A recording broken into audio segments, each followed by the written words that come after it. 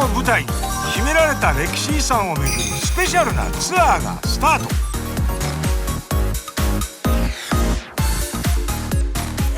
どなたですか？クラーク博士です。We are ambitious。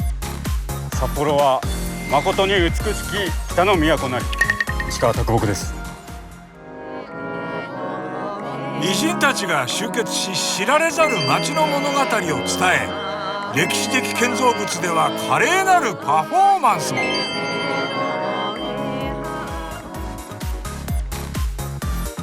観光とエンターテインメントが融合する新しいツアーの形。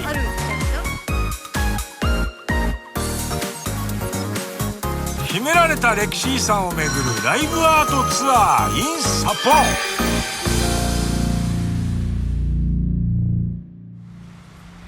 皆さんおはようございます。おはようございます。今日はですね、札幌の秘められた歴史遺産を巡るライブアートツアーにご参加いただきましてありがとうございます。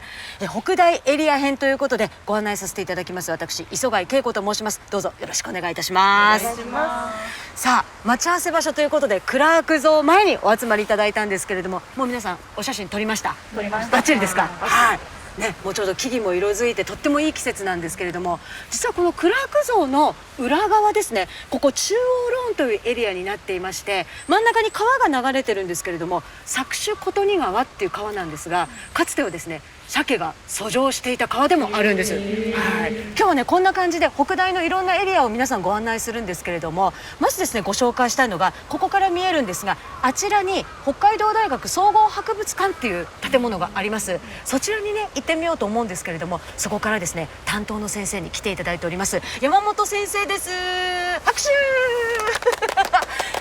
おはようございます。おはようございます。今日はよろしくお願いいたします。お願いいたします。山本先生、これから我々向かう、総合博物館なんですけれども、はい、どんな展示があるんですか？あれはですね、この大学の博物館ですので、もう顔となっているようなそういった施設なんですね。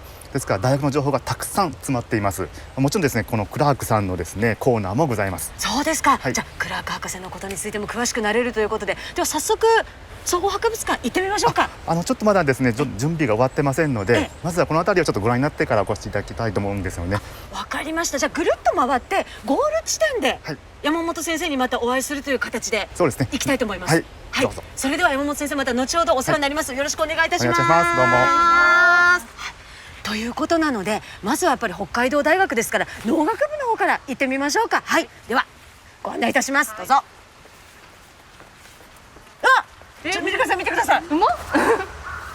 古川講堂の方から馬が。あ、すごいかっこいい。わあ、すごい。何ですかこの映画のシーンみたいな。かっこいい。皆さんおはよう。おはようございます。ほうほうほうほうほう。馬から降りましたね。よしよしよし。お願いします。グッドモーニング。グッドモーニング。どなたですか？クラーク博士です。We are ambitious。北大の礎を築いたクラーク博士。実際の博士は威厳あふれる紳士だと思いますが、このツアーではエンターテインメントとして演じます。クラーク博士だ。本当にクラーク博士です。わあ、よくこの辺をうろうろされてるんですか？いつもいますね。馬で？だいたい馬乗ってますね。そうですか。北大の馬術部の皆さんです。馬術部の皆さん、どうもおは北大にようございます。はね馬術部があって、北24条に馬場があるんですよ。北24条遠いんですよ。だから来るの大変だから馬に乗ってきました。馬術部の皆さん、ほらちゃんと映ろうね。馬術部の皆さん。首相だって言って。お名前は？田中咲です。田中咲さん、どちらからいらしたの？東京です。東京から。そうですか。北大キャンパスライフいかがですか？とても楽しいです。そうですか。楽しくてよかったね。クラーク博士はちなみに北大でどんなお仕事をされたんですか？もう昔のことだからね忘れた。詳しいことは総合博物館の山本先生に聞いてください。じゃあ後ほど聞くということで、クラーク博士もこの後ご一緒していただけるんですか？ちょっとそこまでは一緒に行きましょうか。そうですか。ありがとうございます。じゃあ農学部の方に行きましょう。馬術部の皆さん、本当にどうもありがとう。ありがとうございました。頑張ってね。ありがとうございます。じゃあ我々行きます。はい、ではツアーここからスタートです。まさかのクラーク博士に案内していただけるとは。こっちです。こっちですか。140年以上の歴史を持つ北海道大学。広大なキャンパスにあるさまざまな魅力を今回のツアーでじっくりとご堪能あれ。さあ、はい、ここが農学部です。はい、農学部来ました。立派な建物です。はい。パク先生、どなたですか？林さん、どうもどうも。待っててくれたんですか？すいませんね、朝早くから。いいえ。こんにちは。こちらがね、北大のパク先生と林さん。で、今日はこのお二人がちょっと珍しいところへ連れてってくれるというので、どうぞ。私はここで皆さんをお見送りということで。クラーク博士、ありがとうございました。忙しいんですよ。いろいろ見回りしなきゃいけないですからね。はい、よろしくお願いします。よろしくお願いします。では今日はちょっと裏道をご案内したいと思ってまして、こちらから皆さんご案内します。わかりました。では行きましょうか。はい、よろしくお願いします。よろしくお願いします。クラーク博士、行ってまいります。楽しんできてね。はい、行きましょう。これちょっと私もね、あまり知らないところなんですよ。こちらのなんか自転車がいっぱいあるところの間を通ります。自転車がいっぱいあるところの間を通ります。はい。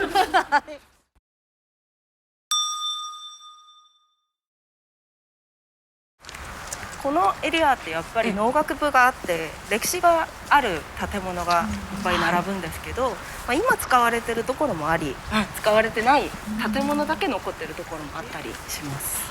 こちらの建物をぜひ皆さんにご紹介できればと思います。はい、これは見た感じ何でしょうか？何に見えますか？何に見えます？物置。物置。そうですね。なんか倉庫みたいな感じに見えますね。なんかはい、私も倉庫とかそういう感じかな。正解は木工室です。木工室。木の製材とかをするようなところで、よく見てみるとなんか切られた木材とかがあったり。本当ですね。本当だ。角材になってるものがあったりしますね。こちらにはその製材機というのがあって、丸太を持ってくると今言ったように角材にしたり板材にしたりして引いて、それをいろんな実験に使ったりすることができるんですよね。実験用にそういう製材を行ってるんですね。大学の中で製材所がある。すごい。この正面の森が、札幌研究林と言われている場所です。普通の雑木林に見えますよね。研究のための場所なんですね。はい。こちらです。こちらに行くんですね。はい。はい。行ってみましょう。橋がありますね。木の景色って言いましょうか。うっそうとしちょっとた。こうね、トンネルみたいなそうですよ雰囲気でね。ね。トンネルになってたんですけど、こんぐらいまで来るとまた景色がちょっと違って見えませんか？景色っていうか思いっきり車がものすごい走ってるんですけど。そうなんですよね。この下は石山通りっていう札幌の大きい道が通ってます。ここ石山通りなんだ。でこの橋自体がですね、72年ぐらい札幌オリンピックの前に建てられるようになってまして、昔はこの石山通りのところも全部北大だったらしいんですね。でただ札幌オリンピックもあってここに道を通さなきゃいけないっていう話になってまして、その時にやっぱりじゃあ道通すとこっちも北大でこっちも北大で行く方法がないっていうことになっているので、分断されちゃったんですね。なので作られた橋になります。七かまどがすごい綺麗なんです。お話ししてる間に下に降りてきましたが、そうですね。この石山通りを挟んだここのエリアは何ですか？ここのエリア全体は札幌研究林の内畑になってまして、JR が通ってます。まさか JR に乗っててなんか木みたいなものは見えてたんですけど、こういう場所だっていうのは今日初めて降り立ったので、皆さんももちろんここ初めてですよね。じゃあちょっとこの奥の方へまたご案内いただきましょう。前にあるあそこのガラス張りになってる温室を皆さんにご紹介したいと思います。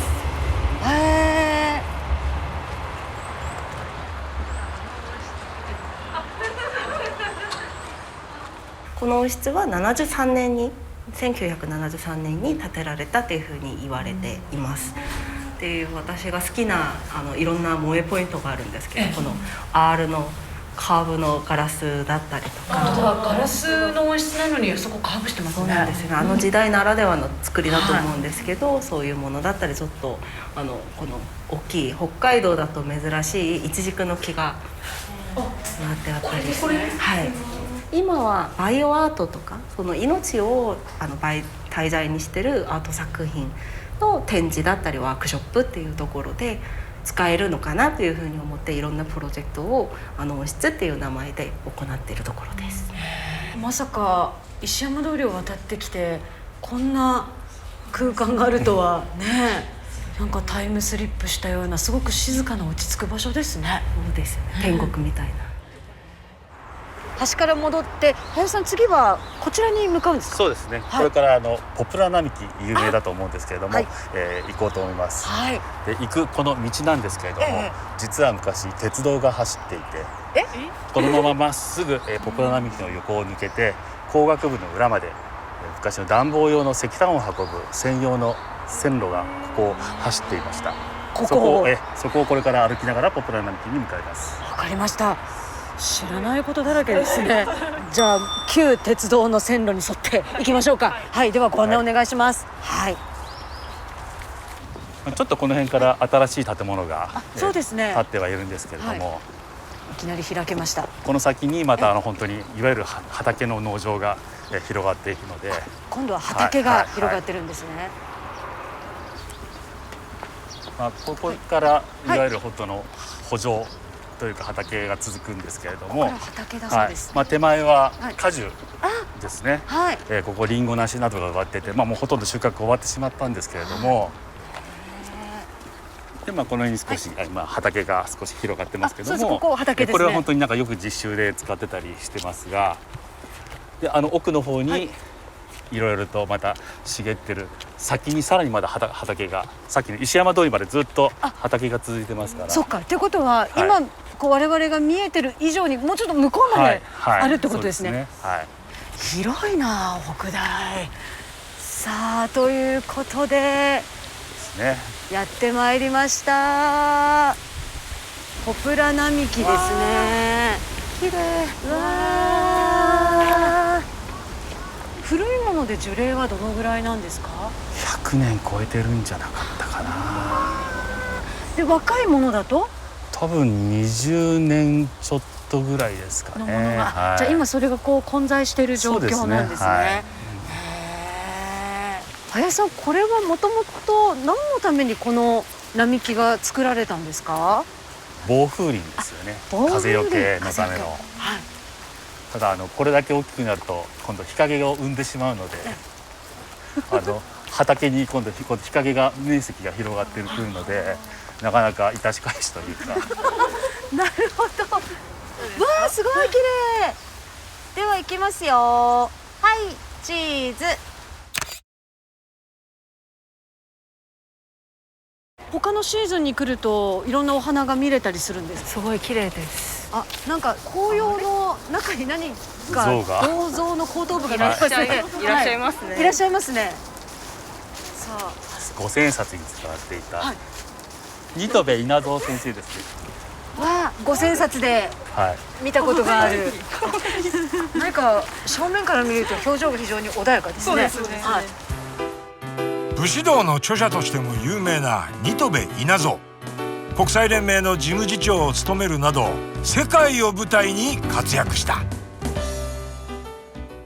すごく素敵なロケーションの中に佇んでいらっしゃいますね。そうですね。照明のように紅葉が綺麗ですね。はい。ちょっと待ってください、林さん。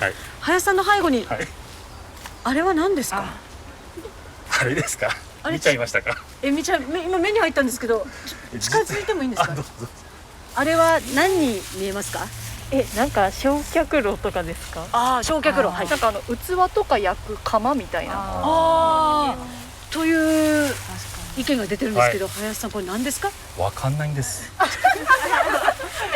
誰もまだ分かってないんです。なんか防空壕って言った人いるんですけども、でも多分ちょっと形状的には違う。我々の視点から見ると、こういう謎のものがずっと残ってるってありなんですかっていう感じなんですけど。そうですね。やっぱり北大キャンパス広いので、これを壊さないと建物を建てられないっていう場合は別として、割とこういうものがここそこ残ったりするパターンがあったり。ツアー参加者はイチョウ並木を目指します。イチョウ並木は向こうですね。はい、じゃあ行きましょうか。はい、向こう行きます。わー、やってまいりました。さあ、ということで観光客で賑わってますけれども、イチョウ並木に到着しました。日も出てきましたね。いやー、綺麗ですね。すごい青空とのコントラストが素晴らしいんですけど、林さん、このイチョウ並木なんですけれども、これはここに並木が植えられてどのぐらいになるんですかね。ですね、もう70年ぐらいは経ってるんじゃないかと思うんですよ。そうですか。観光スポットとしてもともと人気があったんですかね。私の記憶だと多分この30年ぐらい、だと思うんですよね。その前は別に普通に紅葉ぐらいでそうですか、じゃあここのところ人気急上昇。そうですね。今日もひっきりなしに皆さん来ていらっしゃいますけれども、どうも当初は桜ともみじを植えていたらしいんですね。最初は、でその後に、その間を、埋めるようにイチョウを植えていったと。で戦争の頃にどうも大きく育ったもみじや桜はちょっと切って材に使われたんですけども、その頃まだ細かったイチョウはそのまま残されて、今イチョウだけが残ってイチョウ並木になったと聞きます。では行きます。はい、チーズ。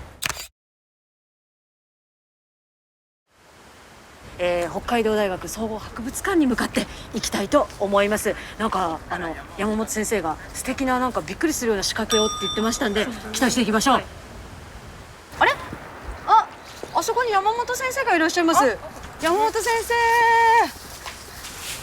いかがでしたか、裏北大ツアーは。もうパク先生と林先生にいろんなところをご案内いただきまして、もうすごい楽しかったです。初体験ばっかりでしたよね。非常に楽しんでまいりました。盛りだくさんでした。博物館の準備は終わったんですけれども、どうしても皆さんにお伝えしたいことがありまして、こちらで待ち構えておりました。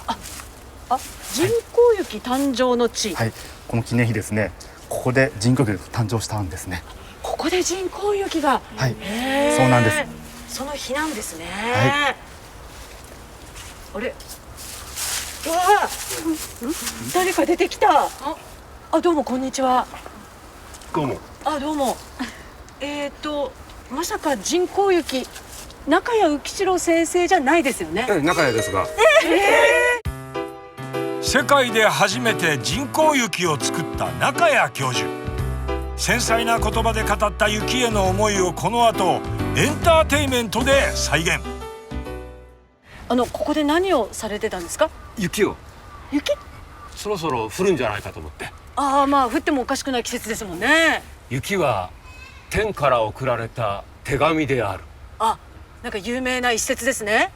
僕の本読んでくれましたか。どうでしょう。微妙な感じですね。はい、すみません。読んでほしいな。読んでほしいな。そんなにいっぱい全部持ってきましたね。中谷先生はですね、十勝岳の山荘に泊まり込んでですね、屋外で天然雪の観察を続けられたんですよね。いつも寒いところで研究してましたね。そうですよね。冷徹無比の結晶母体、鋭い輪郭、その中に散りばめられた変幻無限の花模様、その特殊の美しさは比喩を見出すことが困難である。つまり美しさに魅了されたということですね。結晶の形っていうものはですね、そのできた時のその環境を反映しますので、そのいびつな形の結晶にこそ環境の変化を読み解くその鍵が隠されているんです。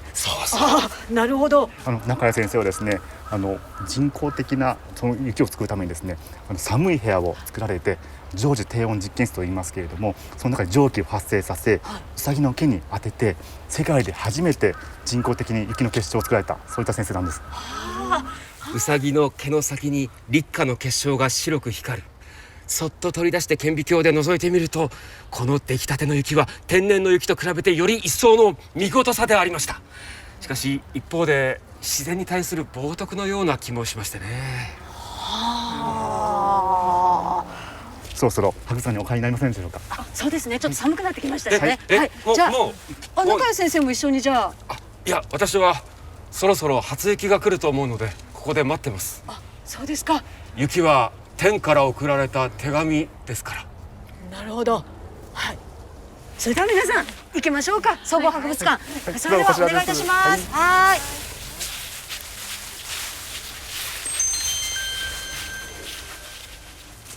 さあ皆さんゴールの北海道大学総合博物館に到着いたしました。いやー、山本先生、こうやって見るとやっぱりとっても素敵な建物ですよね。これはですね、1929年にですね、100年ぐらい前ですか、理学部本館として作られた建物なんですね。で、札幌で初めてコンクリートで作られた本格的な建物でして、当時は非常に珍しかったと思いますね。そうなんだ。はい。わあ、なんかもうこの作りが素敵ですね。山本先生に案内され博物館の中へ。そうですね。91年前からずっとこのままなんですよね。階段を上がっていきます。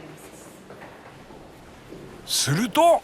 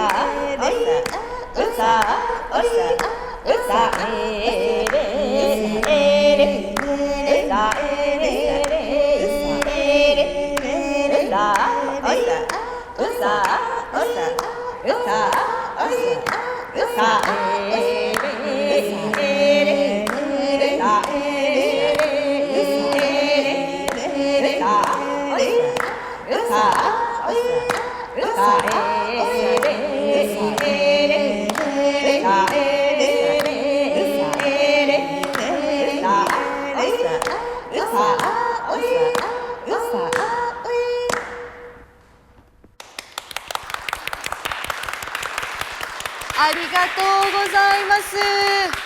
さあ、ということでいかがでしたか。今の感想をお聞かせください。いや、なんかすごい不思議で素敵な感じでした。なんかずっとここにいたいって感じがします。そうですか。いや、先生良かったですね。本当すごいですね。観光客の皆さんも喜んでいただきました。ありがとうございます。よかったです。これが先生の準備していただいたびっくり仕掛けその1でございます。いや、よかったです。あとまたこの空間が素晴らしいんですけど、ここはどういう場所なんですか。ここですね、通称アインシュタインドームと呼んでるんですけれども、衣装とともにですね、4枚のレリーフが特徴的です。朝、昼、あと夕方、夜を表してまして、この建設当時ですね、この理学部で日夜を問わず研究が重ねられていくことを願って作られたものですね。そうですか。はい。じゃあ頑張って朝昼晩ずっと勉強しろよと。そうですね。いうことなんですね。そうなんです。はい。そうやって学生を励ます場所なわけですね。そうですね。鼓舞する場所ですね。はい。一回1階に降りてですね、それからまたご案内差し上げましょうか。わかりました。ありがとうございます。じゃあちょっと回っていきましょう。じゃあこちらの部屋にどうぞ。こちらですね。はい。皆さんこの方さっき朝見ましたね。はい。クラーク博士ですね。はい。はい。ここの大学の礎を築かれた方で、例えばですね、学校のルール、校則を決めるときにですね、彼はビジェントルマンという言葉を残しました。で、あとですね、北海道を去るときには有名なボーイズビアンビシャスという言葉を言っていまして、この大学の通底する精神として今でも語り継がれています。はい。北大といえばね、クラーク博士っていう感じですもんね。ね。じゃあもっと奥へ。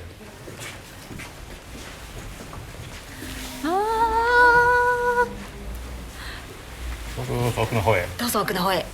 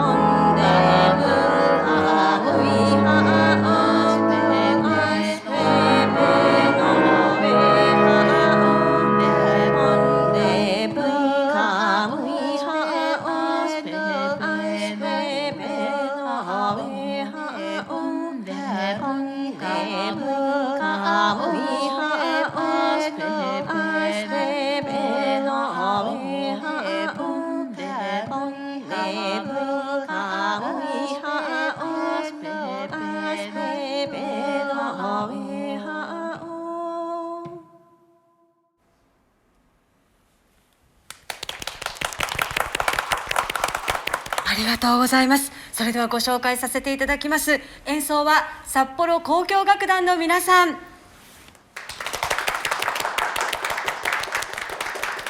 歌はマレウレウの皆さん。そしてダンスは大森屋子さんと菊沢義則さんでした。ありがとうございます。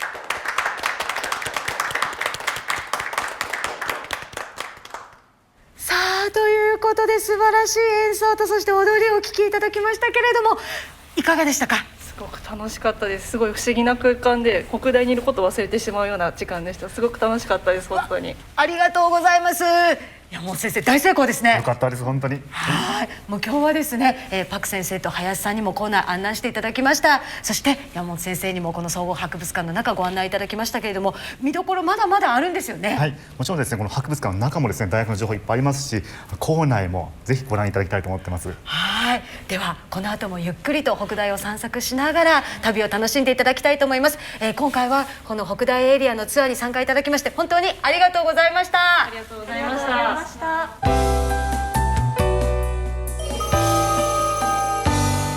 皆さんこんにちは。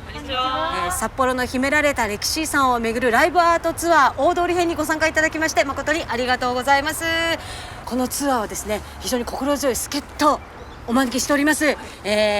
おとんの編集デスクの和田悟さんです。よろしくお願いいたします。和田です。よろしくお願いします。はい、そして和田さんはなんとこちらの本も最近出版されたばかりということで、はい、もう歴史のことには非常に詳しいスペシャリストですので、きっと珍しいお話がいろいろ聞けると思いますので、よろしくお願いいたします。よろしくお願いします。さあでは早速なんですが、我々スタート地点これ大通公園の1丁目というところに今いるんですけれども、街のど真ん中にこう長く伸びる公園がある作りっていうのは非常に珍しいですよね。そうですね。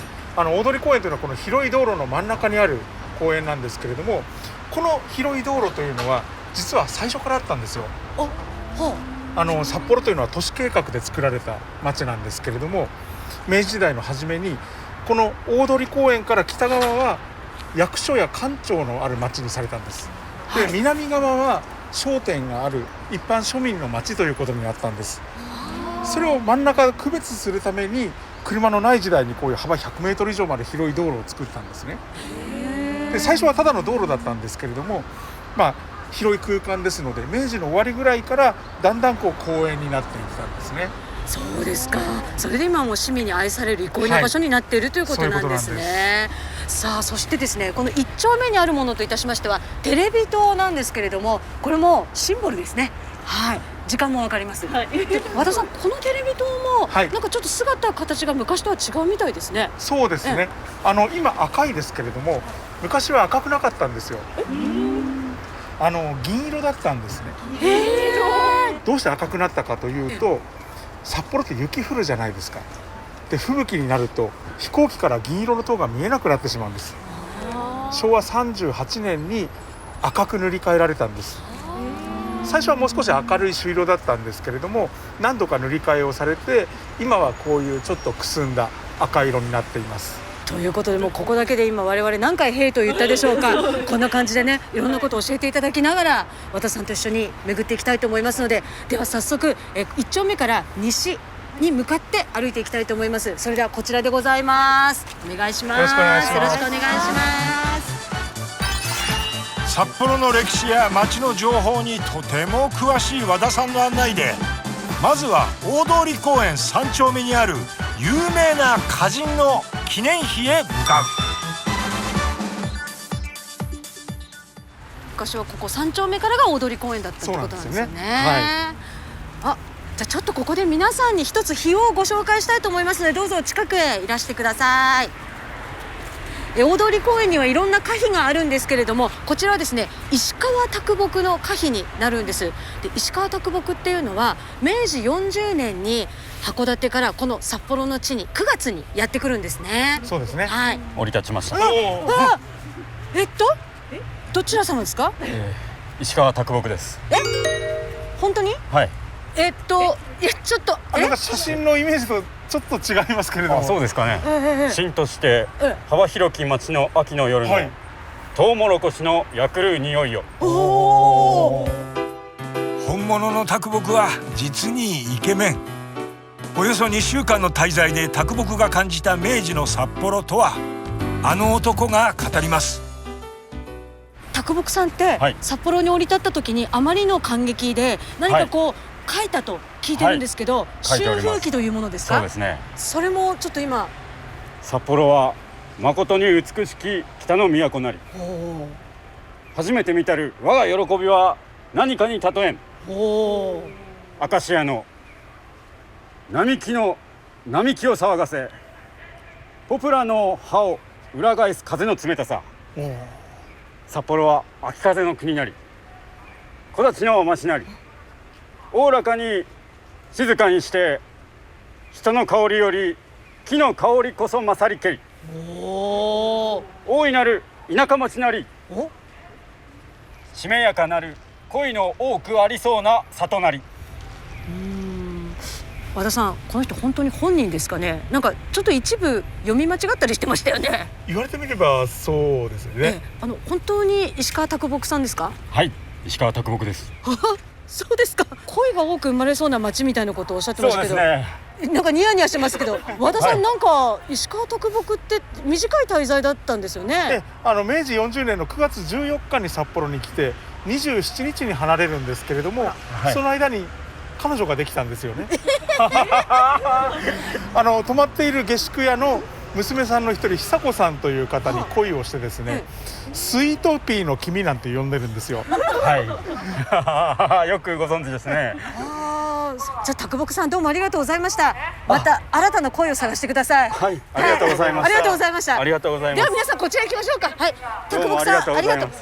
まさか啄木に会えると思いませんでしたね。びっくりしましたね。生まれて初めてですね。生まれて初めてです。はい。本当ですね。さあ、ということでここがね、駅前通りで、あちらが札幌駅、そしてこちらがすすきの方面になります。はい。向かったのは札幌の中心街。賑やかな交差点にやってまいりましたね。そうですね。はい。駅前通りと南一条通りのこのメインストリートが交差する、札幌で一番賑やかな交差点かもしれないですね。はい、ここが4丁目の交差点になります。電車なんかも通ってたりして非常になんかこう賑やかな場所なんですけど、実は元々の路線図をこう持ってきたんですけれども、市電はもともとこのようにもう札幌全体にかなり広く走っていたんですね。この赤いの全部電車ですか？赤いのは全部市電の線路です。で、今私たちがいるのがこの三越マイル、ここなんですけれども、電車の線路がこう十字にクロスしていたんですよ。そうですね、ちょうどクロスしてますね、ここね。そうなんです。これが地下鉄の開通で市電が徐々に廃止されて、昭和49年にはこのようになってしまったんですね。これだけ残ってたんです。で、見てください。4丁目とすすきのの間はつながっていないんですね。本当だ。ここは終点だったんです。で、ずっとこの状態が長かったんですけれども、やっぱりここを便利にして利用客を増やそうよということで、今から5年前にここが42年ぶりにつながったんですね。はい。で、今はぐるっと回れると一周できるんですことになってます。そうなんです。はい。ちょっとこの交差点を渡っていきたいんですけれども、実はですね、私の方でこの界隈で生まれ育ったという人を実は探しました。そんな素敵な方がいらっしゃる。その方にですね、ちょっとこの界隈のね、思い出話など聞いていきたいと思いますので、その方が向こうでお待ちなので、向こう渡っていきましょうか。行ってみましょう。はい、行ってみましょう。さあ、ということでですね、もうちょっとお待ちいただいてるみたいなので、早速お話聞いていきたいと思います。こんにちは、お待たせしました。さあ、それでは皆さんにご紹介させていただきます。秋山不動産有限会社会長の秋山浩二さんです。よろしくお願いいたします。秋山さん、ここは南一条西5丁目なんですけど、札幌の本当に町のど真ん中なんですが。そうですね。ここの今連合町内会の名前は本府連合町内会、日本の本に府中の府、札幌の一番最初の連合町内会だっていう自負はあります。なるほど。秋山さん、本当にここで生まれ育ったんですか？ここで18までここで育ったんです。自転車ちょっと乗ってて、そこの前の市電のちょうど間に自転車のタイヤがハマっちゃって後ろ向いたら市電がもう後ろにパッと今あの瞬間まだ覚えてます、そんな出来事もあったんですね。一番速い乗り物だったかもしれないですよ そうですね。ね車ない、あとは自転車と、あれあと馬車ぐらいしかないですからね。馬車はね、私もここ通ってましたからね。馬車も走ってたんですか？走ってたって、馬そりですね、私が覚えてるのは。それで馬の後ろにむしろがあって、そこに馬糞がポロポロこう落ちてくんだけども、時々こういっぱいになってこぼれ落ちるわけ。それを雪合戦の時に馬糞の中におにぎりのように入れてやったとかね。かつてのこの街の様子がちょっとなんか想像できましたね。秋山さん、貴重なお話聞かせていただいてありがとうございました。じゃあちょっとさっきお話も出ましたけれども、これから我々ね市場もありますたぬき工事の方にちょっと移動していきたいと思います。貴重なお話聞かせていただきましてありがとうございました。ありがとうございました。行ってみましょう。皆さんで歩いてみましょう。いつ来ても賑やかですね、たぬき工事はね。たぬき工事なんですけど、結構古い商店街なんですよね。そうですね、実はこの中通りっていうのはもともとは文字通り商店街のこの裏口が並ぶただのバックヤード通路だったんですけれども、自然発生的にまず2丁目のあたりにこう飲み屋さんができてくるわけなんです。そうなるとそこのお客さんを当て込んでもぐりの娼婦が出没するんですよね。でその人たちのことをタヌキと呼んだんです。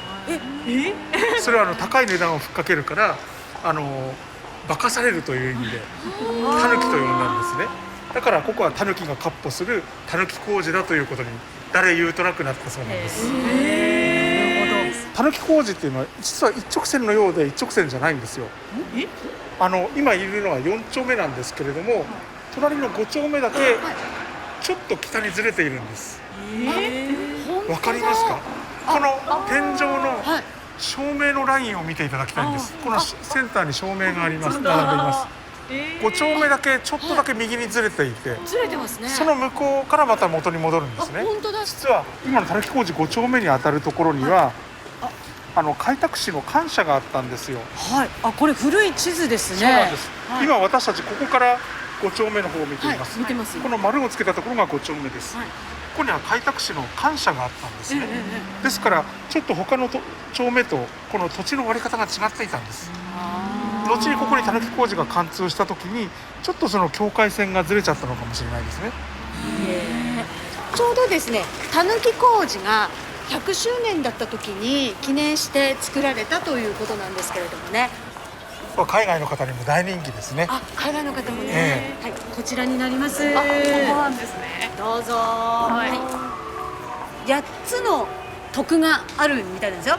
頭を触るとどうとか、肩から胸をさすれば恋愛成立とかあるので、はい、じゃあ思い思いのところを触っていただいてお一人ずつどうぞ。はい、お腹ですね。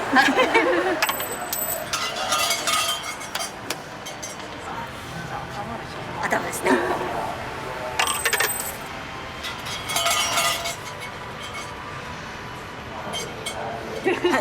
はい、杖ですね。はい、交通安全災難を除く、はい、旅の安全を、はい。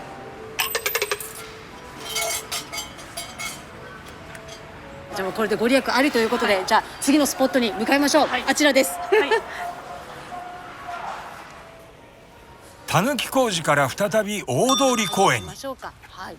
この後今回のツアーならではの展開が待っています。さあここ6丁目なんですけど、なんかちょっと雰囲気が違いますでしょね。そうなんですよ。なんかね、一面にこう欅の木があって、夏なんかはね木陰でね涼むこともできるすごい素敵な場所なんですよ。今でも夏になると大通公園でビアガーデンが行われるんですけれども、実は一番最初に行われたのがこの6丁目なんですよ。ここ。そうなんです。ここから始まった。はい。ビアガーデンですからビールを運んだりする人たちがいますよね。それを全部すすきののホステスさんにしたんです。そして夜になるとステージでストリップまがいのショーをやったらしいんですよね。ステージで。で会場は大盛り上がりだったんですけれども、行政から大目玉を食らいましてそれからは割と静かなビアガーデンになったということなんです。そうですか。そんな始まりがあったんですね。そうなんです。6丁目にちょっとご紹介したい大きな碑があるので、あちらにありますのでちょっと行ってみましょうか。はい、こちらです。開拓記念碑という日になります。ね、和田さん、これ日すごく古いんですよね。はい、実は今、大通公園にいろんな石碑があるんですけれども、これが一番古いんですよ。開拓使が亡くなった後に、それを記念して建てられた日なんですね。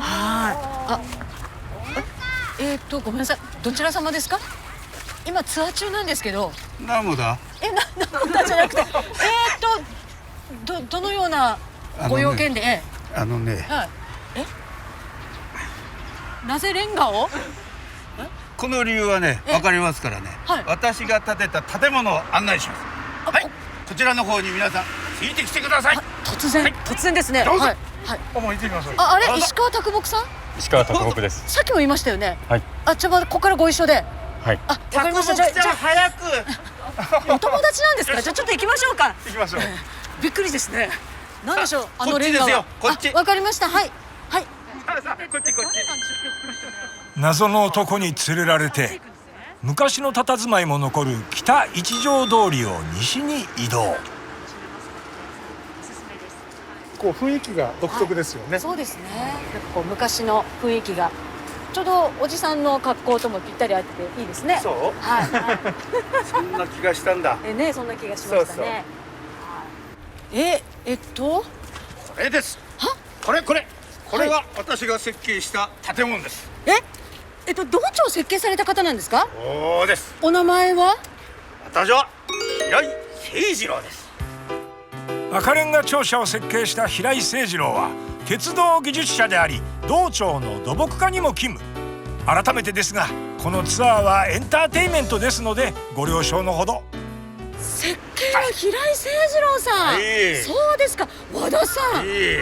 お目にかかれて光栄です。こちらこそ。和田さん、今度道庁赤レンガが建てられたのはいつ頃のことになりますか？はい、明治21年なんですよ。はい。最初の計画では八角塔はなかったんですね。上についてる部分ですはい、ね。後から設計に追加されたんです。ですからその後すぐ撤去されまして、昭和43年に北海道100年を記念して塔が復元されたんですね。そうなんですか。じゃあ早速行ってみますか？そうですね。それじゃ皆さん行きましょう。はい。それでは設計者の平井さんに続いて皆さん道庁赤レンガ行きましょう。はい。このレンガで作りました。このレンガ。北海道を代表する歴史的建造物であり、四季折々さまざまな表情で観光客を楽しませる道庁赤レンガ庁舎。庁舎内ではツアー参加者を歓迎するパフォーマンスを披露。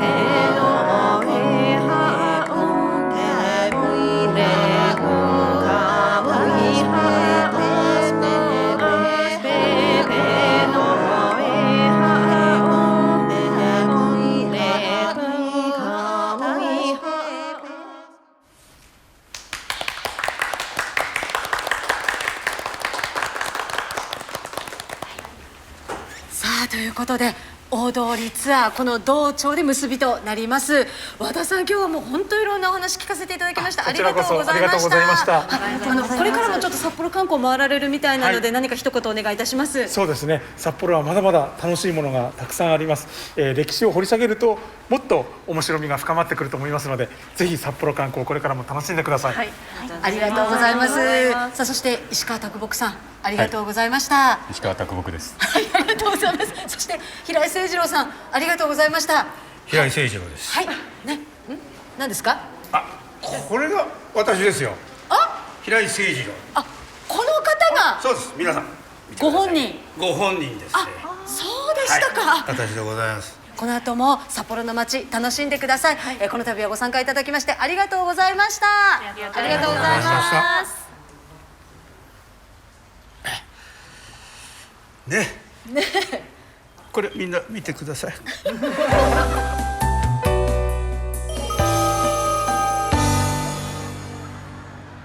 皆さんこんにちは。こんにちは。札幌の秘められた歴史遺産をめぐるライブアートツアーすすきの中島公園編に、参加いただきまして誠にありがとうございます。さあ、皆さんにお集まりいただいたのはまさしくもすすきのの入り口、すすきの交差点になります。よくね、映像なんかですすきの交差点というのが映るときに必ず目にするのが今皆さんの目の前にあるあちらの日課の看板になります。実はこの看板歴史が長くてですね、1969年昭和44年からずっとここに看板があるんですが、実は今までに絵柄が3回変わってます。3人目のひげのおじさんになりますが、50年近くにわたってね、ずっとすすきの交差点の様子を見守っているという形になります。さあ、このすすきのなんですけれども、もう北の大歓楽街ということで有名なんですが、もともとここには何があったかご存知ですか。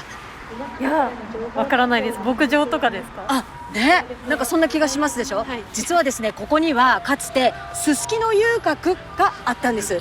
はい、明治4年にここに遊郭が作られました。で、今ね、もうどっからどこまでが昔の遊郭のエリアなのか分かりにくくなってるので、私が作った手書きの地図なんですけど、今我々がいるのがここになります。日課の看板があるところ、ここが旧ラフィラといって今隣で工場をやってるところになります。で、ここがすすきの交差点で、今我々が立っているところが明治4年だとどうなるかというと、こうなります。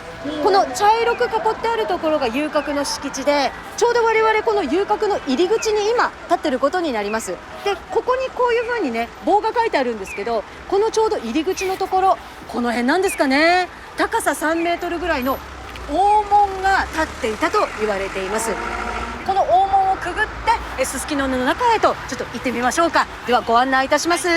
それではすすきの中島公園ツアースタートです。行きましょう。すすきのから中島公園、まさに秘められた歴史を巡るツアー。まずは札幌駅前通りを南、そして西へ。すると老舗の料亭が目の前に。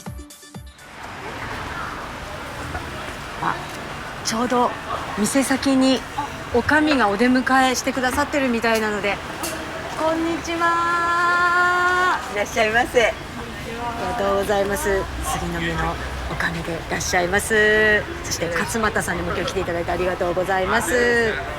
さあ、皆さんいかがですか。この建物なんですけれども、かなり歴史を感じますよね。おかみ、この建物は、大正4年の建物で、札幌軟石という石を使った建物だと聞いております。大正4年ですもんね。お願いいたします。ありがとうございます。わあ、こんにちは。お邪魔します。こちらでございます。どうぞ。個室へ案内されていると、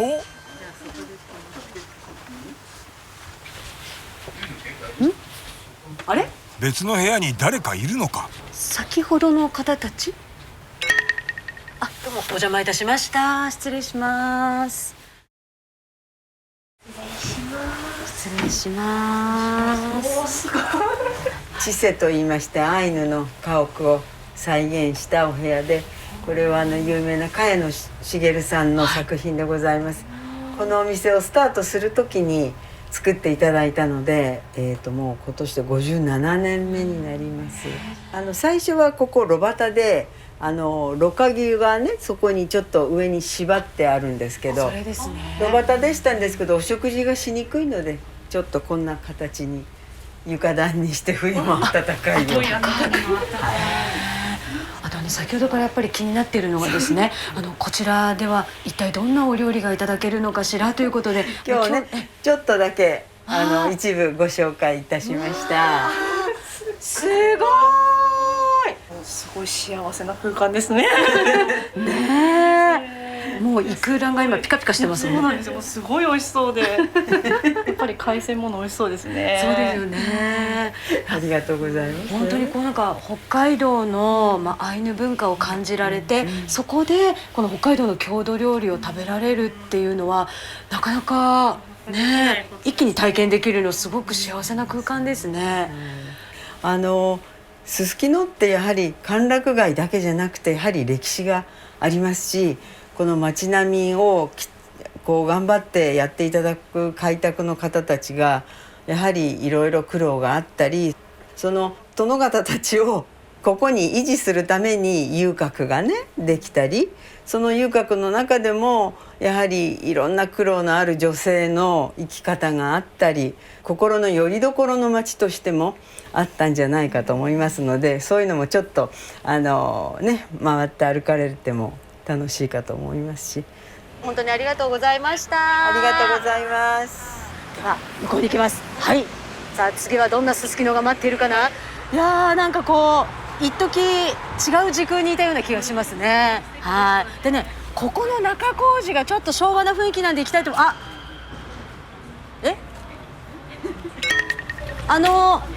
何をされてるんですか。いやどこの店行こうかな。どこの店。さっき杉の目にいらっしゃいましたよね。はい。何してたんですか。札幌について語り合っていました。あ、そうですか。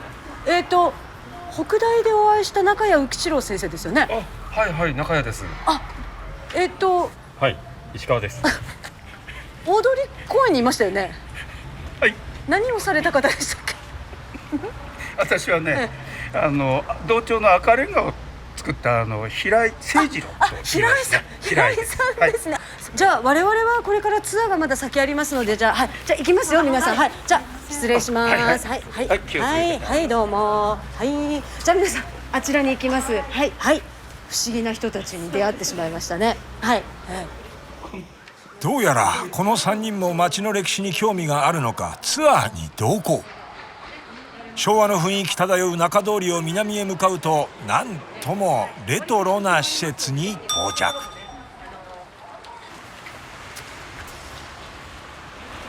さあやってまいりました。こちらですね、すすきの市場になります。はい、我々この遊郭の大門から入ってきて途中杉の目さんにちょっと寄り道したんですけれども、今戻ってきて今ここにいます。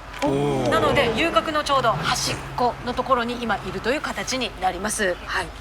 でこのすすきの市場なんですけれども、大正11年にですね札幌第2の公設市場としてもともとここに市場がありました。それがですね昭和33年に現在の形に建て替えられて今に至るということになります。で1階が市場です。そして上の階は住居になってます。そして地下が実はあるんですけれども、地下も後ほどご案内したいと思いますのでご期待ください。それではまずはすすきの市場どんな雰囲気なのかみんなで見てみましょう。はい、来るのかい。一緒に来るんだね。はい、じゃあ行きましょう。はい、こちらねお魚屋さんこんにちはあります。そしてここが駄菓子屋さんです。量り売りもしてるみたいで、ちょっとご主人にお話聞いてみましょうかね。こんにちは。こちらのお店はお店の名前は教えていただけますか。藤川菓子店。藤川菓子店さん。なんかこう今では珍しい量り売りのお菓子なんかもありますね。これですね。わあ、いろんなものがあります。ね。まあお召し上がりになりたければつまんでみればいいし。そんなこともしてもいいですか。何人もすごいな。じゃあちょっと皆さんせっかくなのでお味見を触れないように、1個ずつで1個ずつ。はい、いただきます。お父さんありがとうございます。じゃああちら回していただいてありがとうございます。はい、ありがとうございます。はい。ちなみにご主人はおいくつなんですか？私91歳と6ヶ月7ヶ月91歳と7ヶ月その8ヶ月になるから。お元気ですね。いや別に。あ、平井さんなんか買います？買う。ああ、じゃあ平井さんがお買い物されるみたいです。何買います？動物。動物？動物。動物？幼稚？測ります。100グラムでいい。はいはいはい。100グラム。今日も元気で100グラム。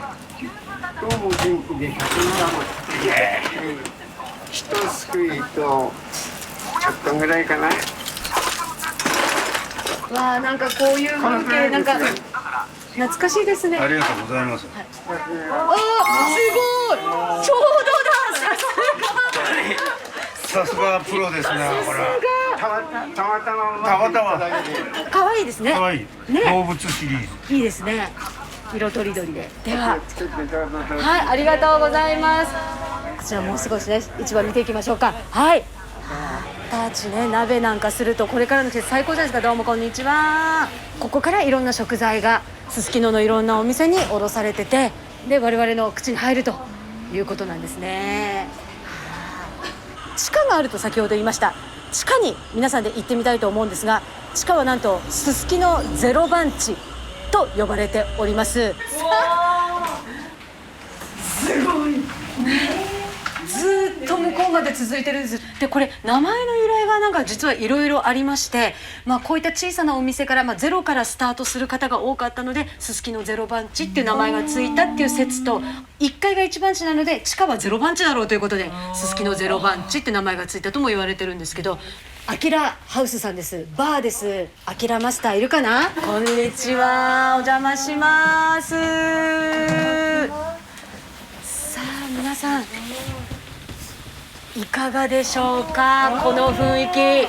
どうです？すごいなんか秘境って感じですね。秘境だね。秘境に来たって感じがするね。はい。あきらさん、このお店は何年ぐらい前から？ 14年前ですね。14年ですか。2006年から。あ、2006年からスタートしてるんですね。へえ。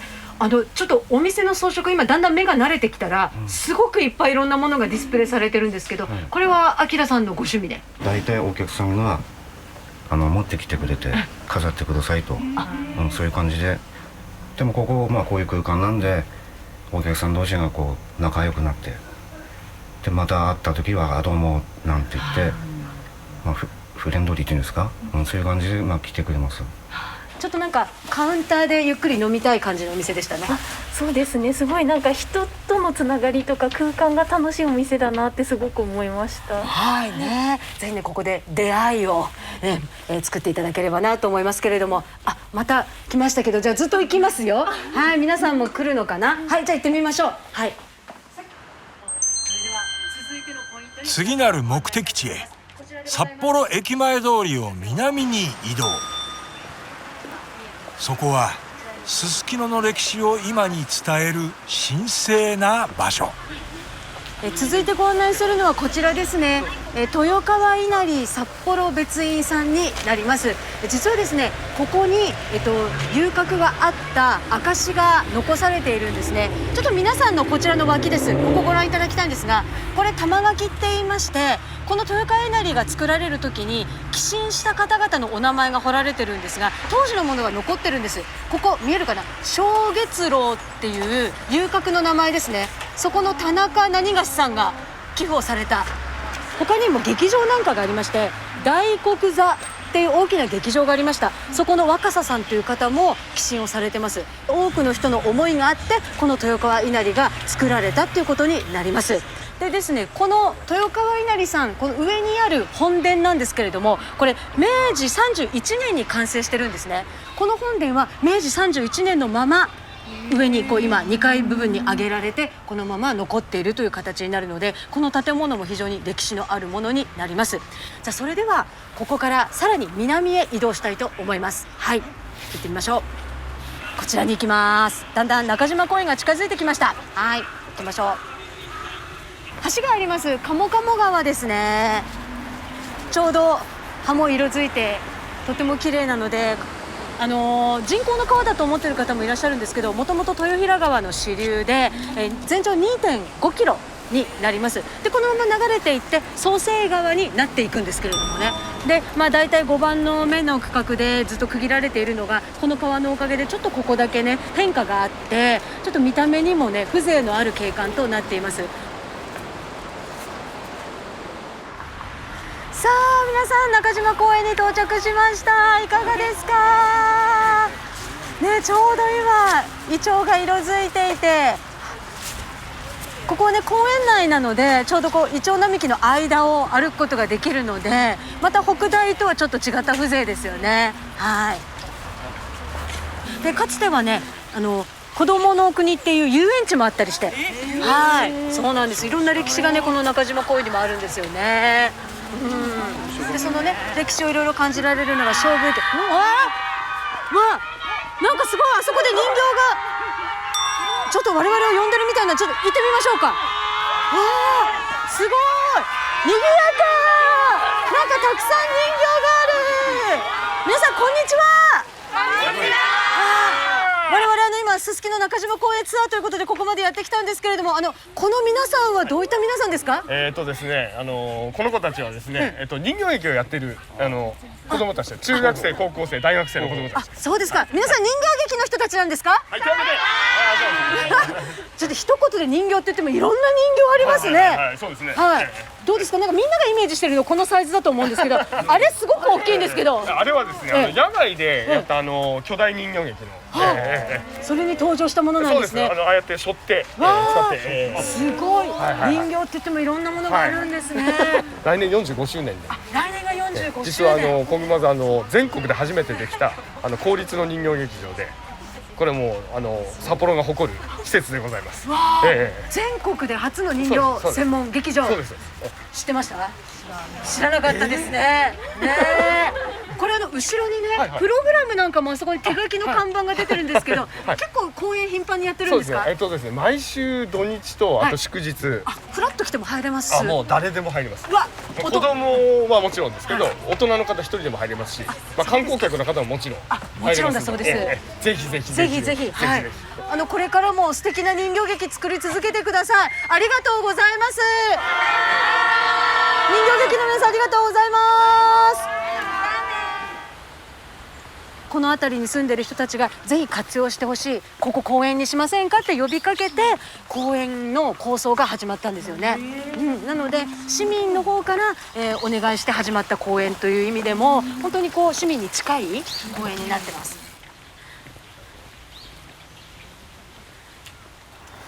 さあ勝負池も皆さんにご覧いただきましてですね、いよいよこのツアーもゴール地点が近づいてまいりました。こちらへと参ります。さあいかがでしょうか皆さん。今日のゴール地点豊平館になります。おしゃれですよね。松井さん大変お待たせいたしました。待ってました。ありがとうございます。本当に目を引く美しさですよね。やっぱり一番目に引くのが色だと思うんですよね。で色はウルトラマリンブルーっていう色なんですけど、外観は洋風になります。アメリカ式とヨーロッパ式の2種類と、あと日本の建築様式が3種類混ざった建物になってるんですね。実はこの柱見てみると、この柱ですね。なんかどっかで見たことありません？ギリシャとか？そう要するにギリシャのその柱の様式を模造したりだとか、あと窓とか壁とかはアメリカ風だとか、そういったのがいろいろ随所に。あそこに赤い星がついてるんですけど、あれは、よく見つけましたね。これ実は札幌市内あちこち歩いていると見るんですよ。御陵星っていうんですよね。開拓使の建物だとか機関、そういったものには全部赤い星がついてます。だから豊平館にも赤い星のマークがあります。で大通りの近くにある時計台にも星のマークがあります。赤レンガ庁舎にも星のマークがありますっていうことで、札幌市内に来ると結構星のマークが開拓使の名残なんだっていうことで歴史がわかるかなと思います。館内では再び歌と踊りでツアー参加者を歓迎。うさえれいえれうさえれいえれうさえれいえれうさえれいえれうさうさうさうさうさえれいえれうさえれいえれうさうさうさうさうさえれいえれうさえれいえれうさうさうさうさうさえれいえれうさうさうさうさ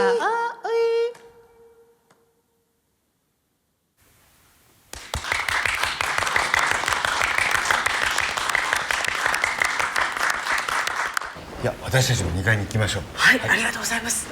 素晴らしかったですね。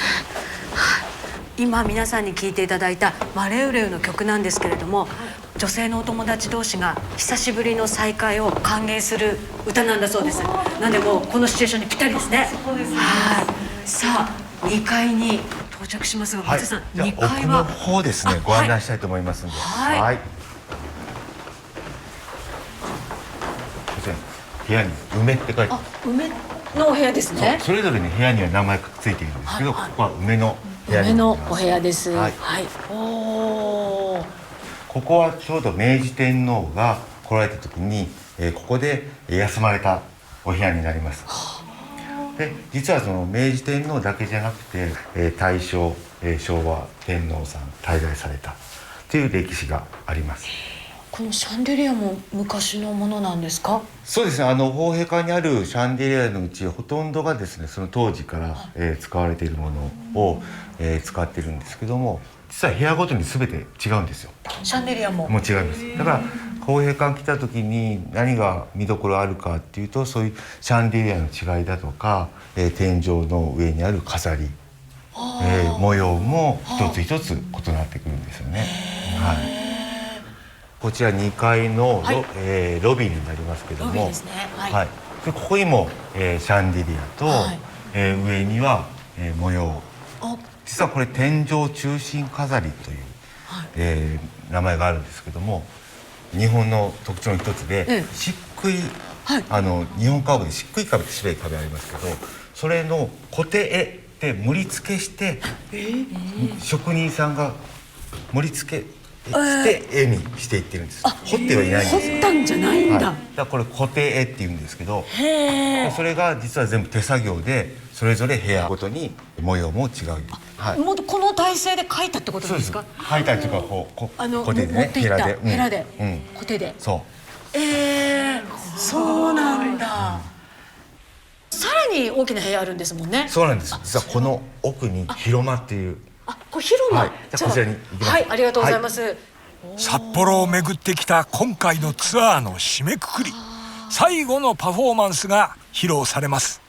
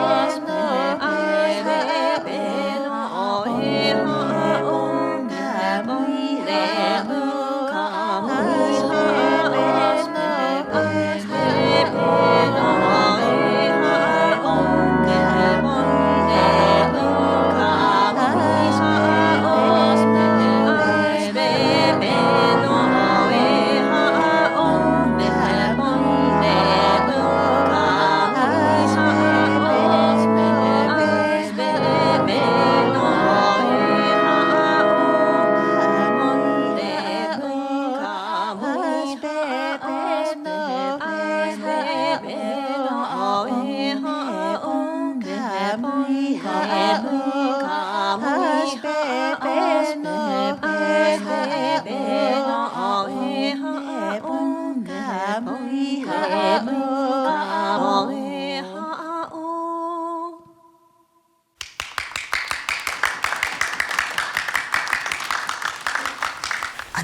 日はいろんな歴史的な施設の中で演奏していただいたんですけれども、いかがでしたか？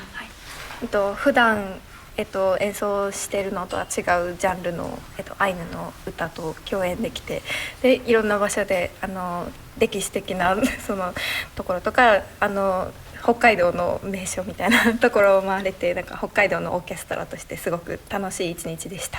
普段絶対演奏できないような場所でみんなでできて、本当に左京さんもそうだしダンサー2人ともできて、とても私たちも光栄だったので、皆さんもなんかこういったところで札幌の魅力を楽しんでもらえたらなと思います。いろんな空間があったと思いますが、いかがですか？はい、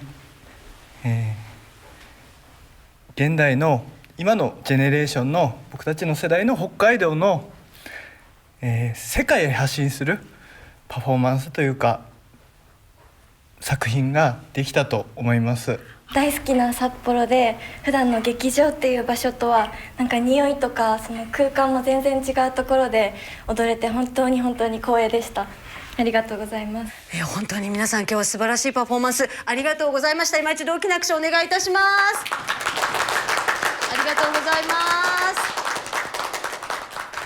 す。皆さん、北大、そして大通、すすきの、中島公園と3つのエリアのツアーにご参加いただきましても本当にありがとうございました。